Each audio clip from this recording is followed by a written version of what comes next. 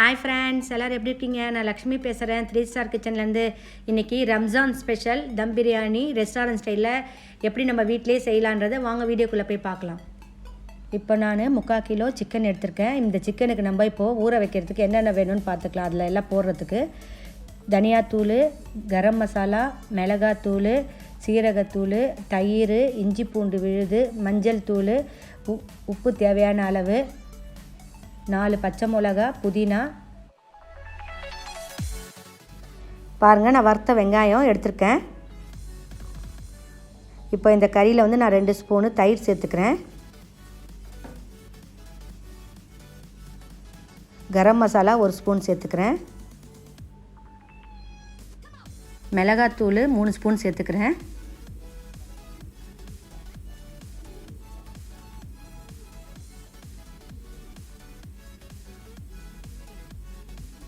சீரகத்தூள் 1 ஸ்பூன் சேர்த்துக்கிறேன்.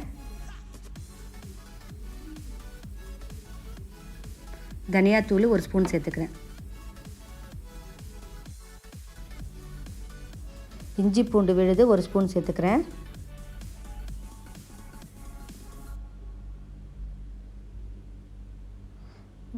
மஞ்சள் தூளும் 1 ஸ்பூன் சேர்த்துக்கிறேன்.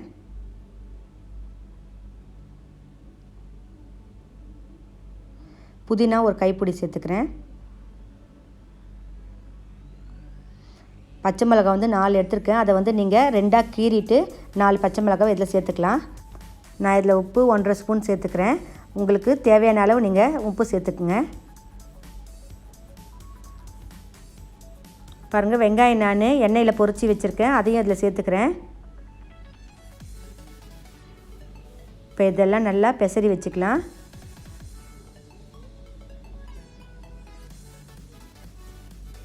இதெல்லாம் நல்லா பிசைஞ்சிட்டோம்.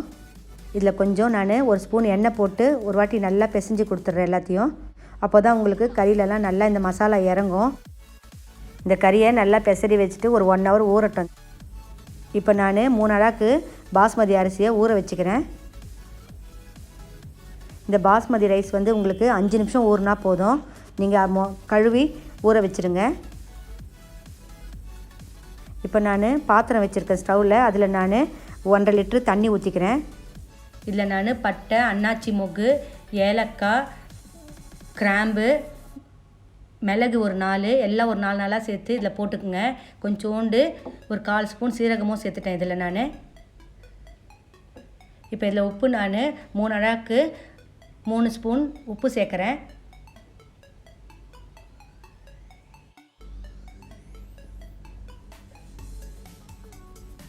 இதை நல்லா கலந்து கொடுத்துடலாம். இதில் நான் நெய் போடுறேன் ஒரு 1/2 ஸ்பூனு. அப்போ தான் உங்களுக்கு சாதம் வந்து ஒன்றோடு ஒன்று ஒட்டாமல் நல்லா உதிரி உதிரியாக வரும். இங்கே பாருங்கள், தண்ணி நல்லா கொதிச்சிடுச்சு. இப்போ நம்ம இதில் ஊற வச்சிருந்த அரிசியை இதில் சேர்த்துக்கலாம். 5 நிமிஷம் தான் நான் ஊற வச்சுருக்கேன். பாருங்கள் எப்படி இருக்குன்னு. இதை சேர்த்து ஒரு வாட்டி நீங்கள் கலந்து கொடுத்துருங்க.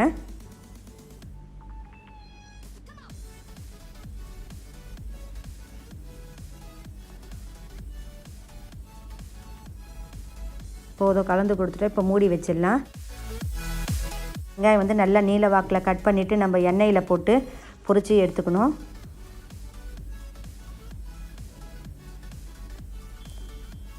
இதை சிம்மிலே வச்சு நல்லா பொரிச்சுங்க. முதல்ல போட சொல்ல ஹையில் இருக்கணும் ஃப்ளேமு.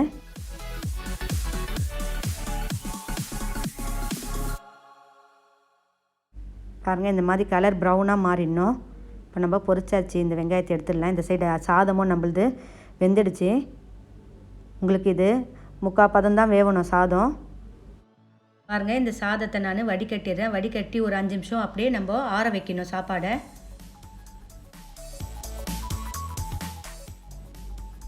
இப்போ இதில் நான் எண்ணெய் ஊற்றிக்கிறேன். நெய்யும் போட்டுக்கிறேன். 2 ஸ்பூன் நெய் போட்டிருக்கேன். ஒரு 8 ஸ்பூன் எண்ணெய் ஊற்றிருக்கேன். இப்போ நம்ம ஊற வச்சுருந்த இந்த சிக்கன் இதை இதில் போட்டு நல்லா வறுக்கலாம்.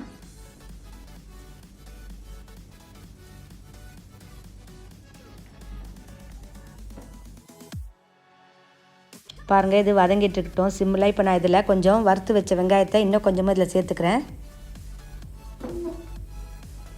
நீங்கள் இதுக்கு மொத்தம் 3 வெங்காயம் எடுத்து வறுத்து வச்சுக்கோங்க. இப்போ இதை மூடி வச்சிடலாம்.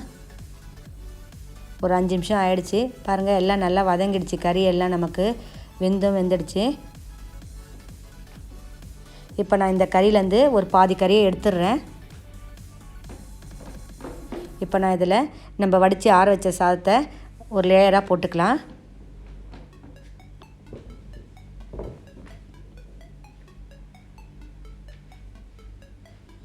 இப்படி சுற்றி சாப்பாடு அப்படியே போட்டுக்குங்க.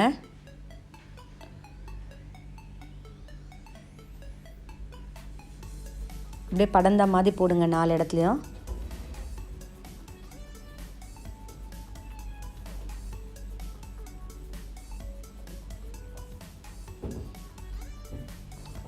இப்போ இதில் கொஞ்சோண்டு வறுத்த வெங்காயத்தை போட்டுக்கிறேன்.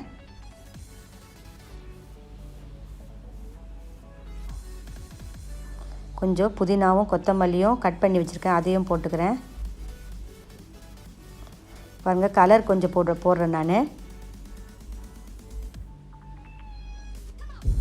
கலர் தண்ணியில் போட்டு அதை கொஞ்சம் போட்டேன். இப்போது எலுமிச்சை பழத்தை கொஞ்சம் பிழிஞ்சிக்கிறேன் மேலே. நம்ம எடுத்து வச்ச இன்னொரு கறியை அது மேலே போட்டுடலாம். அந்த சாதத்து மேலே 4 பக்கமும் போடுங்க, ஒரே இடத்துல போட்டுறாதீங்க. இப்போ அது மேலே நான் இருக்கிற அரிசி சாதத்தையும் போட்டுடலாம்.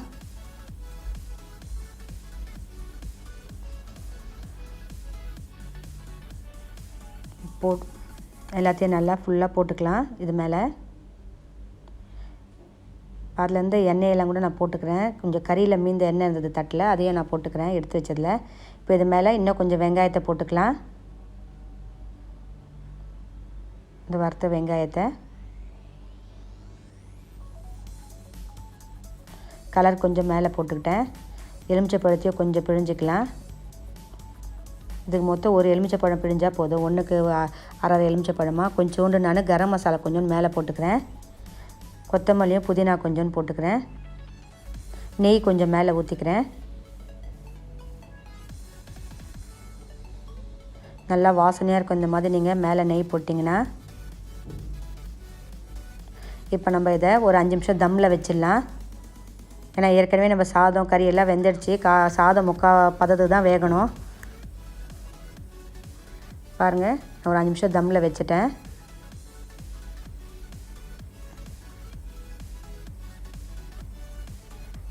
பாருங்கள், எவ்வளோ நல்லா தம் ஆகிடுச்சு சாதம், எவ்வளோ உதிரியாக இருக்குது பாருங்கள்.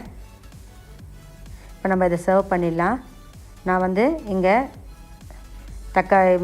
தயிர் பச்சடி பண்ணிக்கிறேன். அதுக்கு ஒரு குக்கும்பரு, வெங்காயம், கொஞ்சம் தக்காளி போட்டு தயிரை ஊற்றிக்கிறேன். உப்பு போடுறேன் கொஞ்சோண்டு. தயிர் பச்சடியும் ரெடி ஆகிடுச்சு பாருங்கள். நான் அதில் கொஞ்சம் கொத்தமல்லி தூவிக்கிறேன்.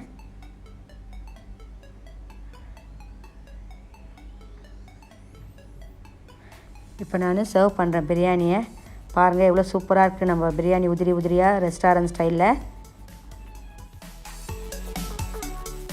பாருங்கள், எவ்வளோ சூப்பராக ரெஸ்டாரண்ட் ஸ்டைல் பிரியாணியை நம்ம செஞ்சு முடிச்சிட்டோம். இது அவ்வளோ ஈஸி இது செய்கிறதுக்கு. நீங்கள் கண்டிப்பாக உங்கள் வீட்டில் இதை செஞ்சு பாருங்கள். செஞ்சு பார்த்துட்டு டேஸ்ட் பண்ணுங்கள்.